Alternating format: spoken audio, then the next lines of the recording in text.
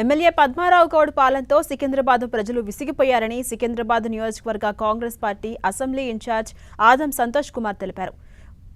మాణికేశ్వర నగర్లో పలువురు బీఆర్ఎస్ బీజేపీని వీడి కాంగ్రెస్లో చేరారు. వారందరికీ కాంగ్రెస్ కండువాను కప్పి పార్టీలోకి ఆహ్వానించారు సంతోష్ కుమార్. రాబోతున్న 3 ఏళ్లలో సికింద్రాబాద్ నియోజకవర్గంలో బీఆర్ఎస్ పార్టీ ఖాళీ అవుతుందని జోస్యం చెప్పారు. సికింద్రాబాద్ ప్రజల బాగు కోసం తాను నిరంతరం కృషి చేస్తానని తెలిపారు. సికింద్రాబాద్ నియోజకవర్గంలో జీహెచ్ఎంసీ ఎన్నికల్లో 8 డివిజన్లను కాంగ్రెస్ కైవసం చేసుకుంటుందని ధీమా వ్యక్తం చేశారు.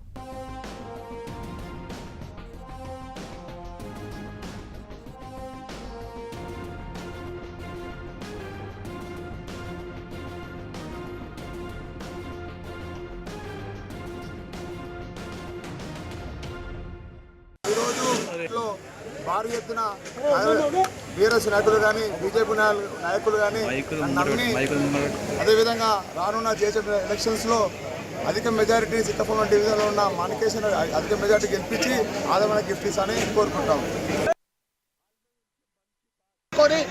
మరి అనేక కోట్ల రూపాయల బడ్జెట్ ముఖ్యమంత్రితో తెచ్చి మరి పనిచేయడం జరిగింది. ప్రతి ఆదివారం కూడా ప్రతి గల్లీ ప్రతి వీధి తిరిగి మరి ప్రజలు పడుతున్నటువంటి ఇబ్బందులు మరి తెలుసుకొని మరి ముఖ్యమంత్రి దృష్టికి తీసుకుని అనేక పనులు చేయిస్తున్నారు. కాబట్టి ఈరోజు ప్రజలు బ్రహ్మరథం పడుతున్న సికింద్రాబాద్లో రాబోయే మరి మున్సిపల్ ఎలక్షన్లో ఎట్టి పరిస్థితుల 8కి 8 కాంగ్రెస్ కొడతాం, జితాస్తాం.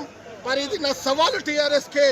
ఒక్క సీటు కూడా ఓడిపెట్టడానికి సిద్ధంగా లేదు.